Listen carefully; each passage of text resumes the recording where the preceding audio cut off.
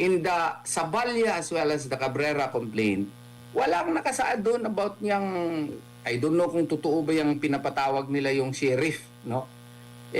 Surprise witnesses nga are, as a general rule, disallowed unless lang if you can provide compelling reason, no? In the interest of justice, na ma-prove mo yan doon sa korte na mismo. Ang problema ko kasi dito, binibida nila yung sheriff. Nagsalita na yung sheriff, ayaw daw niya umatay dyan sa ano na yan. Dyan sa hearing na yan. Interview ko nitong si dating Congressman Mike Defensor ang ating pag-uusapan dito sa video na to. Dyan sa Billionaire News Channel. Pero bago ho yan, isang like at isang subscribe. Masaya na ho tayo dyan at sa mga gusto sumali sa ating community. Yung join button, nandyan lang sa baba. Sama ng tingin nitong si Kong Mike ha. Sino man nandyan sa ano na yan? Patalastas muna tayo. Lagi na lang tayo seryoso dito sa PH Update. Panoorin ho muna natin ang pinaka-latest ngayon na video nitong si Delima at nitong si Jonel. O, ito panoorin mo. Pambihira talaga. Sino man gumawa nito, langya ka. Okay. Junyale! Junyel! I'm hungry! Gutom na pala siya. Nako. Hindi saba. Mali. Dapat sabayan. Hindi naman sabayan eh. Latundan yan eh. Sinubukin. Ipinasok kay Delima eh. Ipinasok yung saging sa bibig ni Delima. Pambira yung gumawa nito. Oh, grabe. Swak na swak. Pambira. Ganun lang pala pakalmahin yan si Delima. Ngayon, pag nag-umpisa na impeachment trial,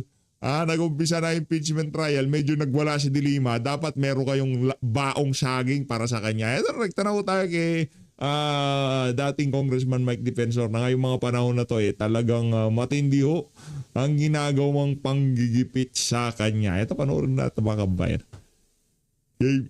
Thank you, sir, for coming over and good evening. Thank you, Willard. Thank you for having me here. Magandang gabi. Kung Mike, first of all, nagulat pa ba kayo na sinampahan na kayo ng reklamo ng NBI?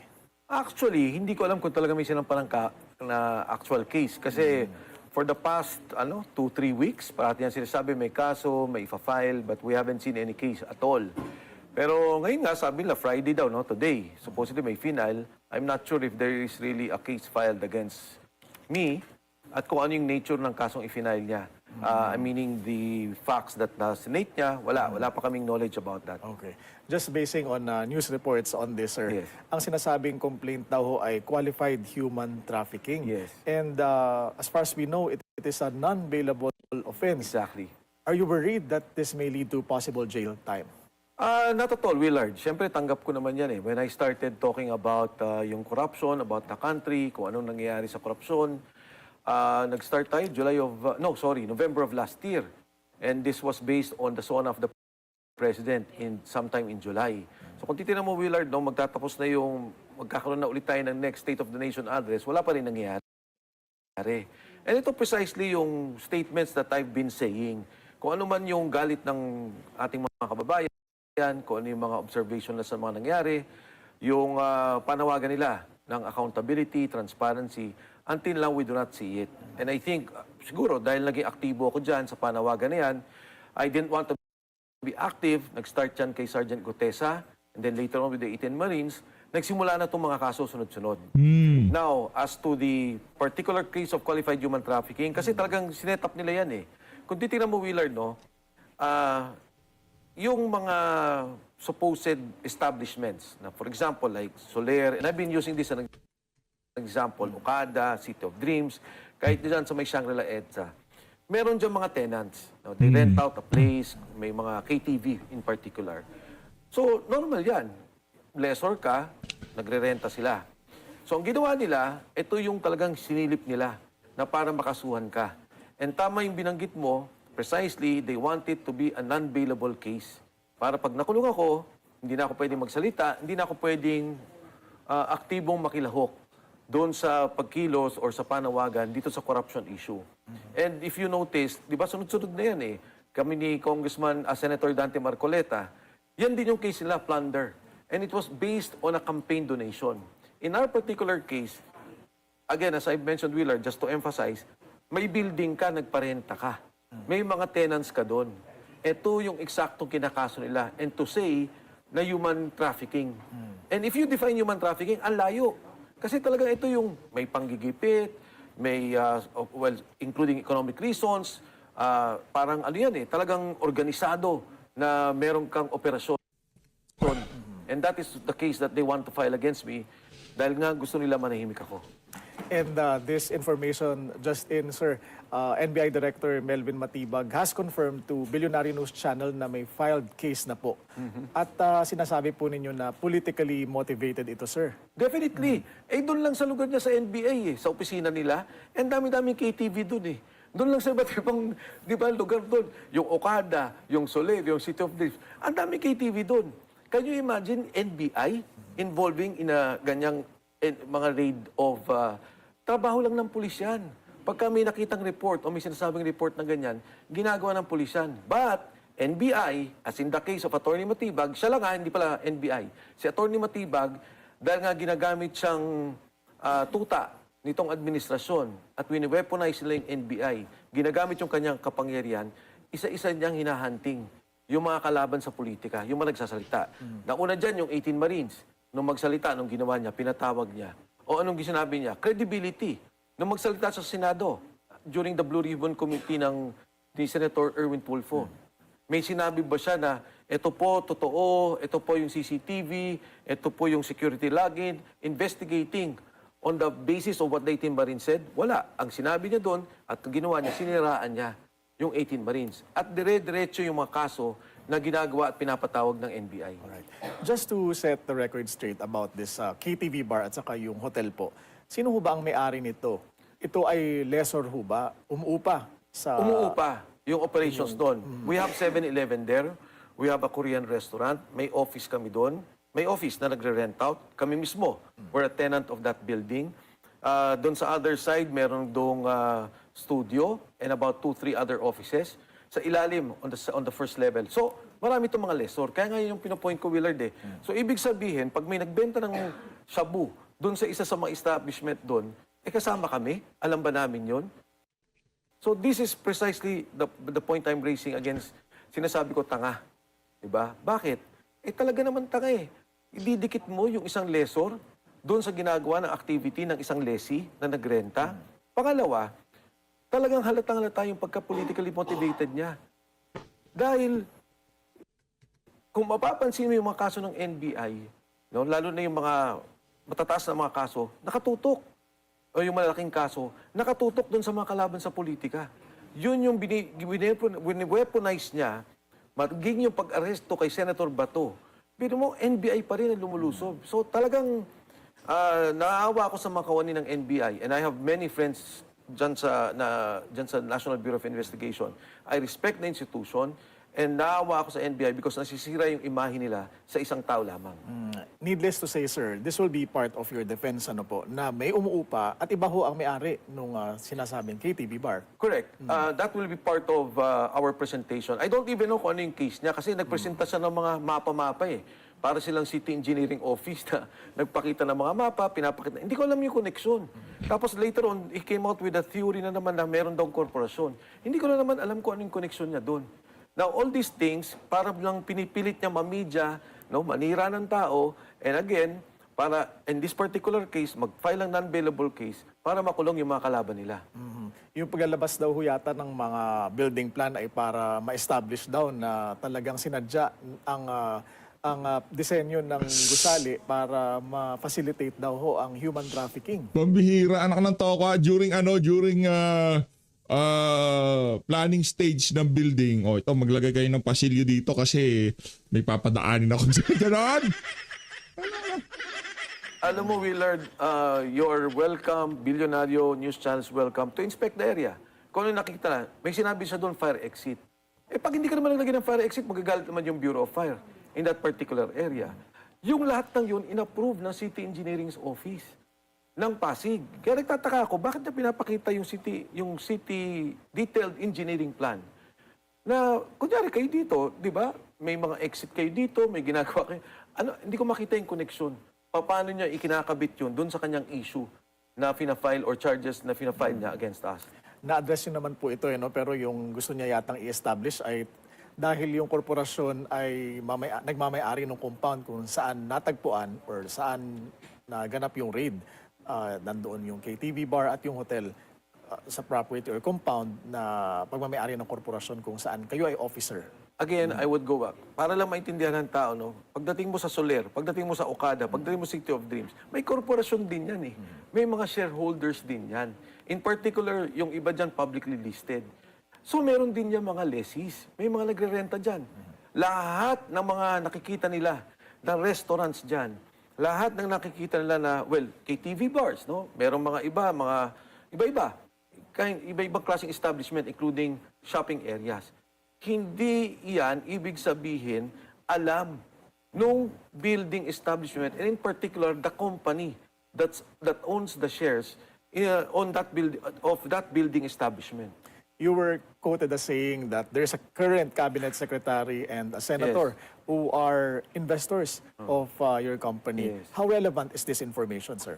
Well, because alam mo, yung relevance niyan, kung sinasabi nila number one, na may human trafficking, alam nila itong mga taong to.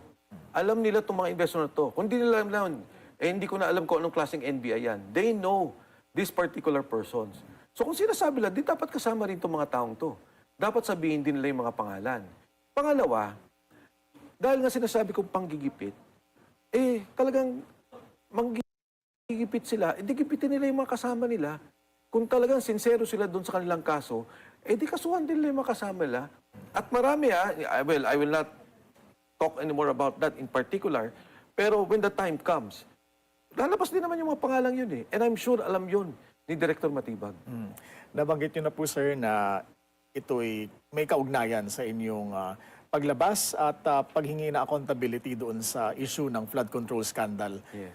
I'm curious, sir, meron ho bang tumawag sa inyo o lumapit sa inyo na sinabing, wag na kasi kayo maglabas ng ganyang impormasyon or wag na kayo mangulit tungkol sa flood control scandal. Itigil nyo na yan para hindi na namin kayo sasampahan ng kaso.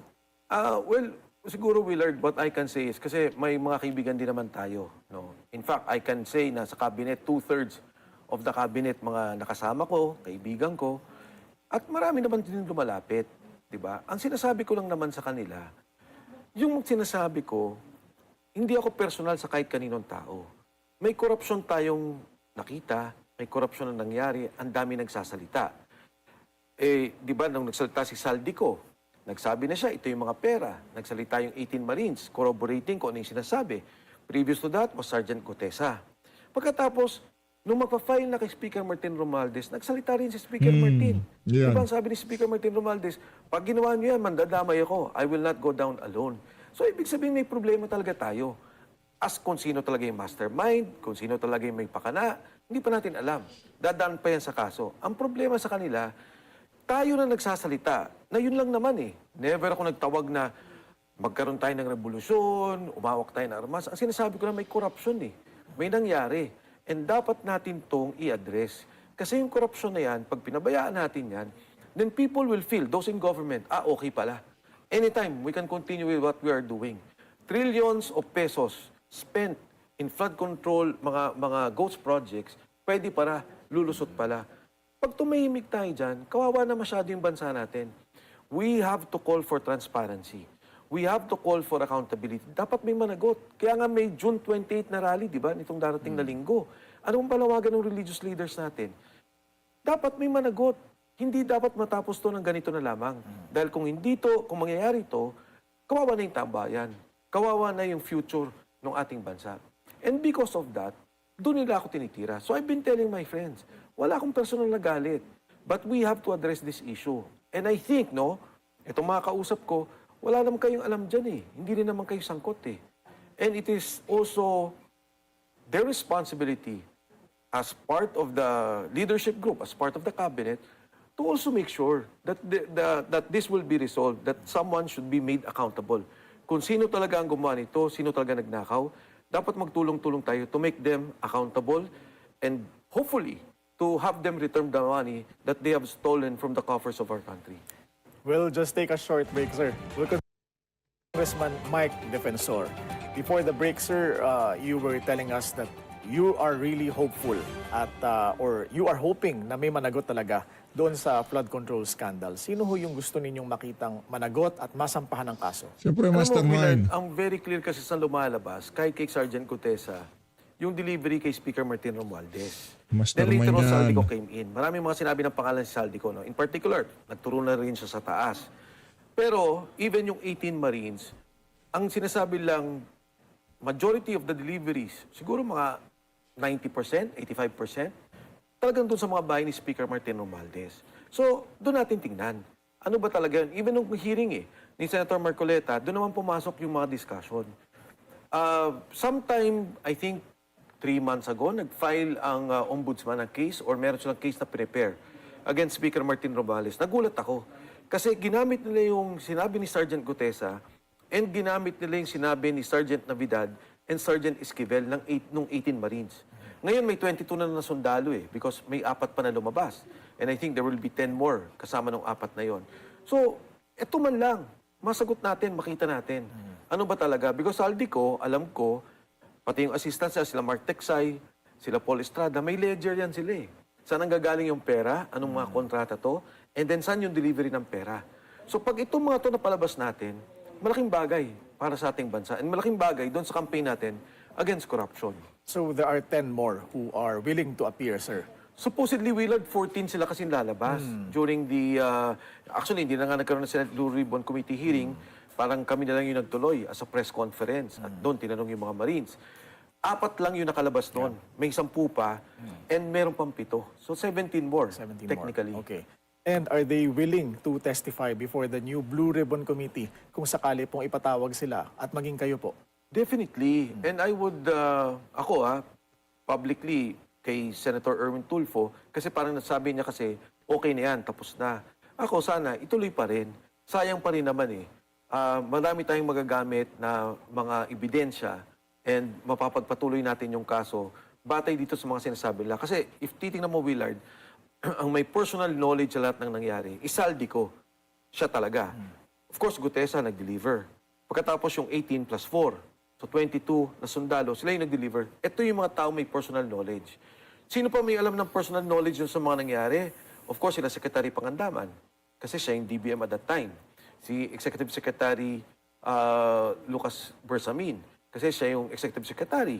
And sila yung nakakalam ng ikot ng pera.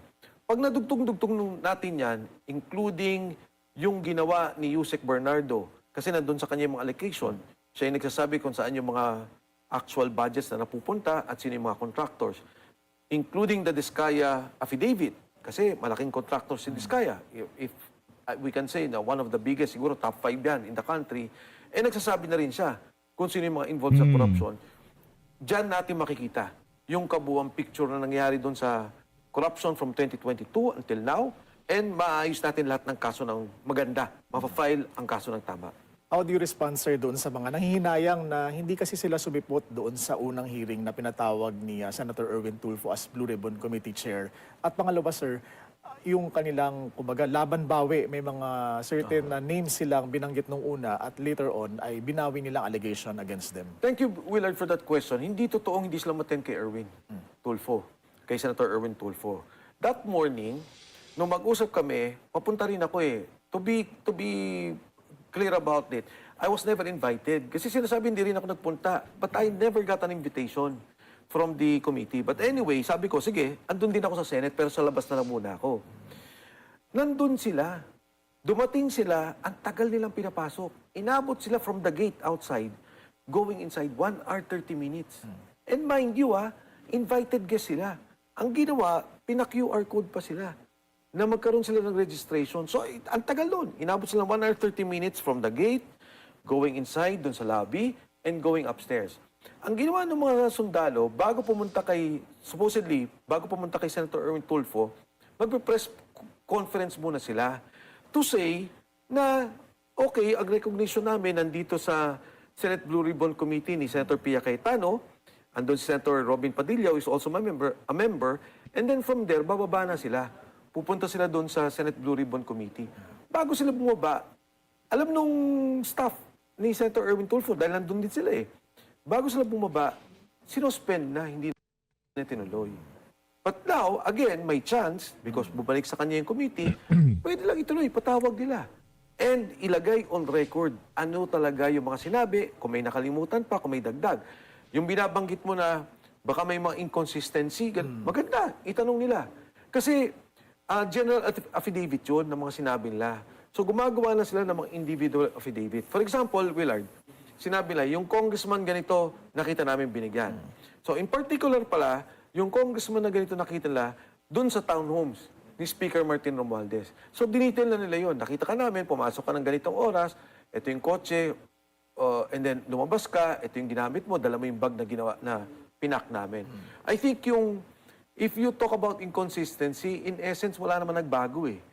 Yung nagkakamali lang sila, for example, sabi nung isa, nagkamali Sergeant Gutesa kasi sabi niya 46 na maleta. Actually, 52 yun. Pero may maleta pa rin. Whether 46 or 52, may ganong delivery ng pera. At yung maletang yun, naglalaman, 50 million each. And tingin ko, talagang kailangan ng komite ng ating mga senador, ng ating ombudsman, and NBI, and CIDG, na tingnan itong mga bagay na ito dahil napakalaki ito. Kailangan mo Isang talaga yan. delivery. If you put it at 50, 2.5 billion kaagad. Isang delivery lamang. Yan yung nawawalang pera na binabayad na buwis ng bawat Pilipino. At may nabanggit din po, related to the flood Yes. control mess.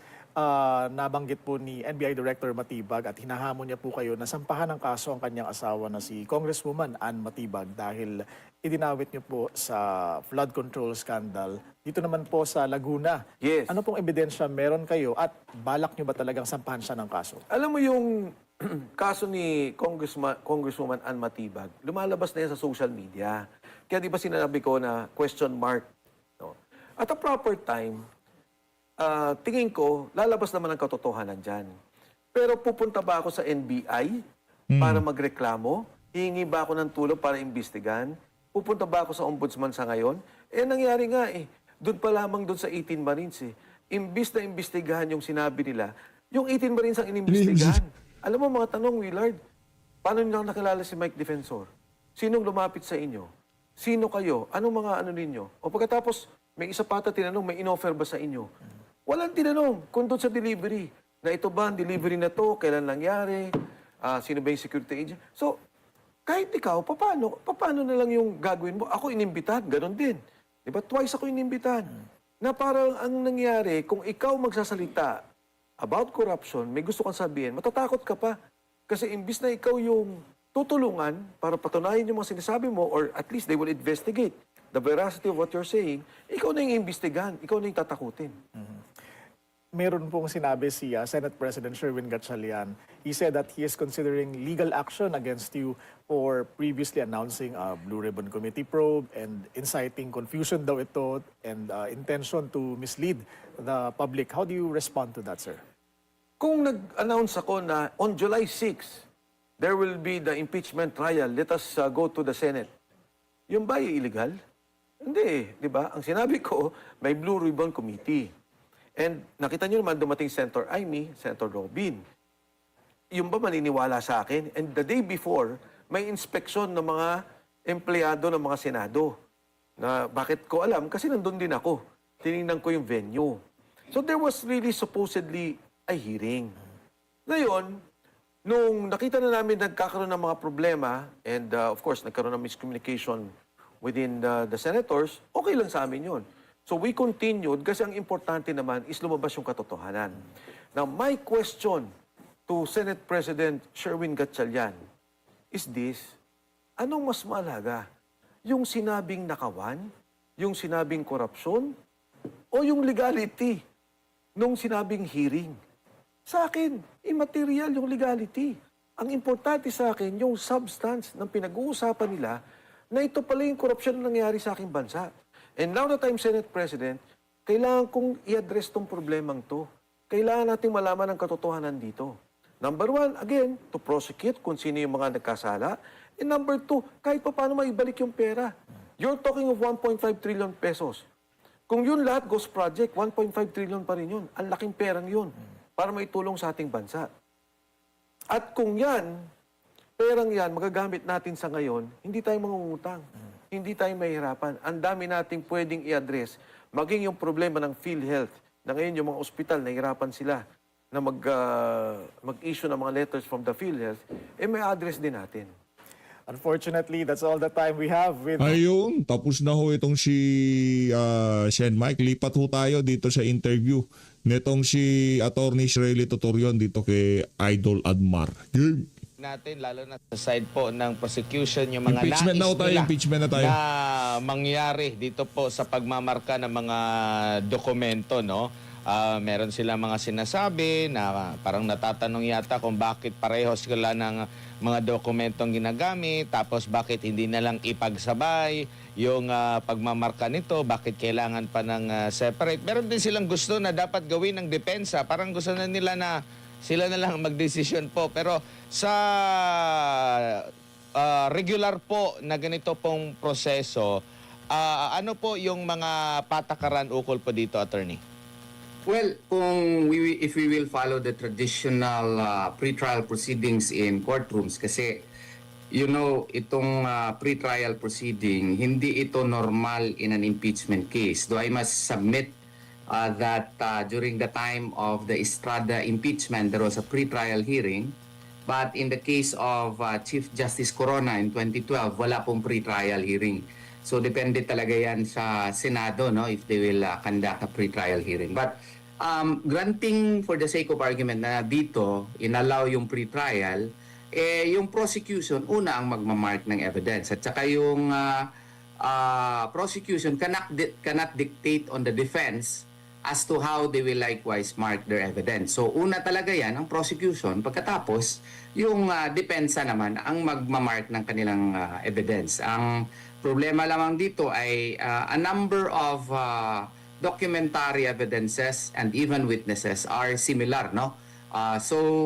Pero just because there are a number of documents which are likewise the documents for the defense, does not mean that the prosecution can now dictate upon the defense as to when should it mark. The defense can mark their evidences after the marking of the prosecution shall have been finished. Yan po ang ordinary rules po dyan sa korte na pre-trial na ginagawa. Meron pong nabanggit yung sa depensa na may pagkakataon na sinasabing same daw yung dokumento pero may missing na pahina doon sa prosecution, sa kanila kompleto. Meron din daw na same daw na dokumento pero yung isa photocopy, yung isa certified true copy, attorney. So okay lang na magkaroon talaga ng separate iba yung pagmamarka ng hawak ng depensa at prosecution. Yes.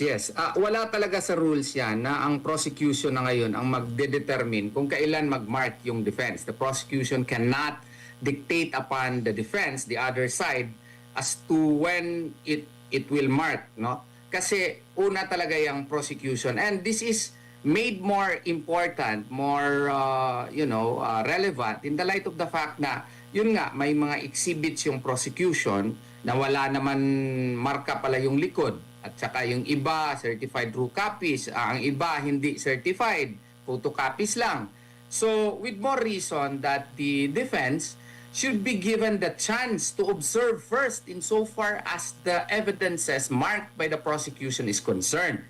Kasi, ang rule kasi dito, yung prosecution has the burden of proof. No? Has the burden of proof. So, the defense has the right to look at the evidences being marked first by the prosecution. And the prosecution cannot dictate the defense as to what to do and when to do it. That's the right being enjoyed by the defense. Kaya nga kami, most of the time, lawyer kami na akusado in criminal cases, no? Or even in administrative cases, tingnan muna namin kung yung mga ebidensya na ba nila na minamark, would it be sufficient to, find in civil cases preponderance of evidence?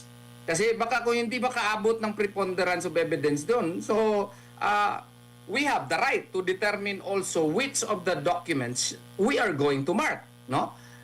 Yan ang yan ang proceeding, yan ang ginagawa natin in ordinary proceedings, and I cannot see why that cannot be followed also in impeachment cases. Opo, normal lang din po ba na halimbawa during pretrial pa nga meron ng puna itong prosecution, no?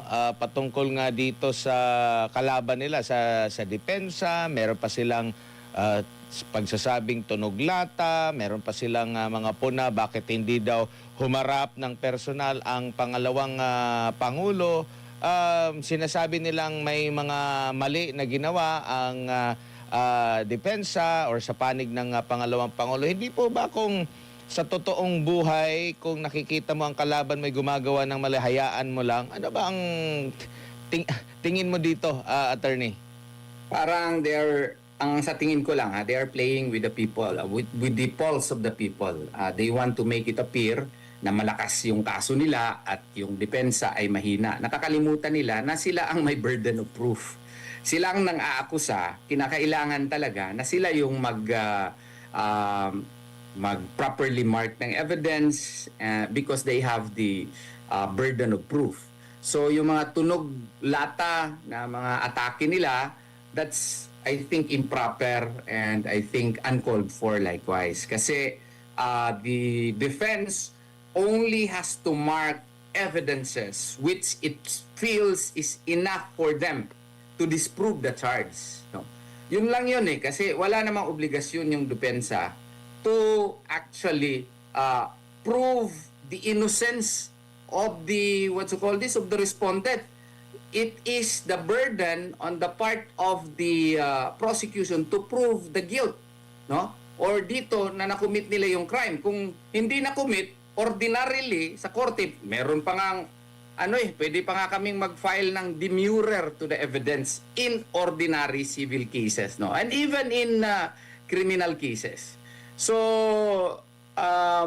it is a matter of strategy on the part of the defense na titingnan nila, wala naman kaming burden dito, kayo man ang burden. So tingnan muna namin kung ano yung mga ebidensya na minamark ninyo. Kasi kung sa tingin namin hindi naman enough yun, wag nyo kaming sisihin. Kasi burden nyo yan trabaho nyo yan na i-prove yung mga paratang ninyo. And to comment that the defense is tunog lata is uncalled for and improper also. Dapat stick lang sila kung ano yung mga ebidensya na wag na yung mga side comments. Mayang gabi, sir. Si MJ po ito. Sir, marami Yes, po sir. ang mga nagsasabi at nagtataka doon sa pahayag na pwede raw ang surprise witness sa impeachment trial na mismo. Di ba po yan ang sinusolve ngayon sa pre-trial conference? Yes, actually, yung surprise witnesses, once there is already a pre-trial order, I believe that the impeachment court will issue a pre-trial order. In law, when I teach my students, para maintindihan, once there is already a pre-trial order, it becomes the Bible of the case. So if it is the Bible of the case, it defines the parameters upon which the case shall be tried by the court. In this case, the impeachment court. Now, if there are witnesses that are not included there, as a general rule, hindi ka pwede mag-present ng surprise witnesses. Katakot-takot na debate yan ang mangyayari niyan, no? Kasi nga po, lahat ng mga witnesses mo i-identify mo na doon sa pre-trial proper at saka kinakailangan na kinakailangan na nandun sa lahat ng mga lahat ng mga armamento mo nandun nakasaad na sa pre-trial order except lang kung may express reservation ka. And under the rules, even ordinary rules now, of court, the reservation should be specific.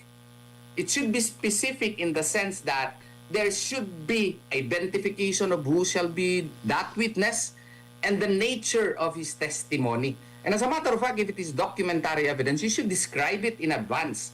It is just that during the pre-trial, it was not with you, but you have to describe it with specificity. Yan yung requirement na ngayon po sa ating rules of court insofar as documentary evidences are concerned and witnesses are concerned. Pero kung itutuloy yun, sir, yung surprise witness, quote-unquote, ano yun? Magandang halimbawa ba yun sa mga nag-aaral ngayon ng abogacya, Ay, yung kumukuha ngayon ng mahirapan na abogacya? mahirapan na tayo magturo niyan sa law school niyan. Meron nga ako nakita sa Facebook, I don't know if it is true, na ipapa-present daw nila yung sheriff daw na allegedly nabugbog ni VP Sara at the time when she was mayor. You know, I could never forget that case because at that time, I was governor of the Integrated Bar of the Philippines for Eastern Mindanao. And I think yung mga media, mass media noon, nag-file ng disbarment case against VP Sara, then Mayor Sara Duterte. Yung mga tactic na yan, dapat hindi na yan i-allow, no? Hindi talaga yan i-allow. Kasi in the first place, ang impeachment complaint here is based on the third impeachment complaint as well as the fourth impeachment complaint. The so-called third Sabalya complaint and the fourth Cabrera complaint.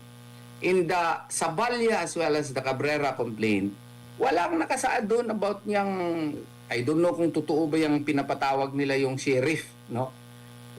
Surprise witnesses nga are, as a general rule, disallowed unless lang if you can provide compelling reason, no, in the interest of justice, na ma-prove mo yan doon sa korte na mismo. But whatever may be the ruling of the court may open the door on the part of the defense to question it. Ang problema ko kasi dito, binibida nila yung sheriff. Nagsalita na yung sheriff, ayaw daw niya umatay dyan sa na yan. Dyan sa hearing na yan. Before the Supreme Court, and in this case in the impeachment, kasi grave abuse of discretion amounting to lack or excess of jurisdiction. Due process requires that during the pre-trial proper, any and all evidences have to be stated, not only stated, it has to be marked in evidence so that there will be no surprises. Yun po.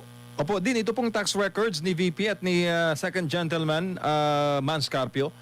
Ano, pakipaliwanag nga po ito, sir, batay po sa batas at sa pag-aaral po nito, to be allowed sa impeachment sa isang Senate impeachment court? Well, na-cite na namin yan, no? Nung nag-file kami ng petition sa Korte Suprema. That's one of the issues I believe that we raised there because if you note, as a general rule, yung mga tax returns kasi, yung SALN ba yun, no? Ang rule kasi niyan under Section 270 of the National Internal Revenue Code, no? Bawal na bawal po on the part of the BIR, no? To divulge to any person, no? Or makes known or any other manner may be provided by law information regarding the business, income, or estate of any taxpayer, no? May exception lang dyan, yung Section 20A, no? Yung Section 20A, no? Nakasaad dyan, the Commissioner shall, upon request of Congress and in aid of legislation, furnish its appropriate committee pertinent information, including but not limited to industry audits, collection performance data, status reports in criminal actions, no? Etc., etc. Pero ang nakasaad kasi dito, that Congress must be in session and in aid of legislation. Impeachment ito eh. So it does not fall under the exception provided under Section 20A of the National Internal Revenue Code. So medyo delikado po yan. Ang BIR niyan, kung i-disclose nila yan, baka magkaroon ng, ng liability. At saka, well, they may use as a reason, hindi naman yung BIR yung nag-o-open no? But nevertheless, the spirit of the law is such that it is still covered by confidentiality rule. And it is my humble submission that such cannot be allowed because another reason also can be provided. Nowhere in the Cabrera complaint as well as in the Saballa complaint did Saballa or Cabrera specify the SALN which are questionable. So since it is not, no ultimate facts was properly pleaded in the Saballa complaint as well as in the Cabrera complaint, then it cannot be used in evidence in any proceeding, much more impeachment proceeding. Yan po ang aking humble stand on the matter. Opo, dito naman po sa isa po sa mga pinagtatalunan ngayon, yung issue po sa presiding officer sa impeachment court. Anong mas makapangyarihan din? Ang Senado to write or to amend the Constitution o yung nakasaad mismo sa 1987 Constitution na ang presiding officer po sa impeachment ay ang Senate President? Yeah, doon tayo kung anong nakasaad po sa konstitusyon po natin, no? Kasi yan is the prime law of the land, no? So hindi po yan masasubject to amendment by a Senate rules, no? Kaya nga po kinakailangan na sana naman let us stick to the rule of law. Huwag natin bagu-baguhin yung hindi po nakasaad sa ating saligang batas or sa ating konstitusyon. Opo, lalo pa attorney, alam mo naman, mas nagiging ngayon, Dean, ang masang Pilipinos, mas nagiging interesado sa mga usapin ng batas dahil po, batas po ang mga issue ngayon sa impeachment, the VP, yung Senate leadership issue, at itong mga bagay-bagay na may kaugnayan po kay former President Rodrigo Duterte, batas po itong lahat. Oo Dean. nga eh. Kaya nga, inaanyayahan ko yung mga gustong mag-aral ng batas. Dito na tayo sa JMC Law School. Malapit na po kami mag-open, no? It really helps if you know the law, you have training, law training, no? So that you can contribute more proactively and more intelligently in the national discussion. Specifically in the light of the fact na halos lahat pong pinag-aawayan dito sa ating bansa may involve the law. So kaya mas mabuti na at least may training tayo sa batas. Para hindi tayo maakusa na MA. Alam mo anong meaning ng MA, sir? Ano po? Yan, murag attorney. Uy, dami niyan. Attorney, Yes, boss. itong paggamit bilang witness, gustong gamitin sa kampo po ng depensa, yung mga nag-akusa dito kay Vice President Sara Duterte. Kasi maraming nagtataka, ha? Yan, di ba yan yung mga nag-akusa kay Vice President Sara Duterte? Bakit gagamitin ngayon ng depensa bilang witness? Ano pong masasabi niyo po rito? Kaya nga, that also parang biased witness masyado. And as a matter of fact, yung nga ding mga prosecutor sana na naakusa, no? Ewan ko, nawawala na ata talaga tayo ng delikadesa ngayon, no? So supposedly, they may argue that we are talking here of admissibility yet not the weight. So pwede sila maging witness. Sige na nga, okay. Pero sana kung deeply involved in politics at saka biased na talaga yung pananaw nila, recuse ba, voluntarily recuse. But I think that cannot be helped under the present dispensation, knowing the intense politicization of our society right now. Be that as it may, wishful thinking na lang yung ating siguro masasabi dyan na sana gawin yung tama. Opo, and sa tingin niyo po ba, attorney, maaari pa rin maglabas o buhay pa rin yung issue dun sa pag-question sa Korte Suprema ukol nga po sa naging proseso ng impeachment sa Kamara at maaari pa rin maglabas ng desisyon ang Korte Suprema na posibleng umigil dito sa impeachment sa Senado? It is a legal possibility simply because of the fact that it is pending in the Supreme Court And for all you know, the Supreme Court may act on the matter. Maybe the Supreme Court justices would, would think that sobra naman itong ginagawa na ito, masyadong stretching na masyado sa batas. So, for all we know, the Supreme Court may issue a PRO right away, no? Depende po talaga yan sa ating pinakamataas na hukuman. Attorney, dagang salamat sa imong oras ug higay. Ngayon na nga mga kababayan, dito na unahan tatapusin ang interview nitong napakahusay na abogado. Talagang isa sa mga iniidolo natin yan. Attorney Israel Turion dyan sa SMNI, sa DZRH 1026 News. Maraming salamat po. Mag-ingat po kayo lahat. Another Pilipinas.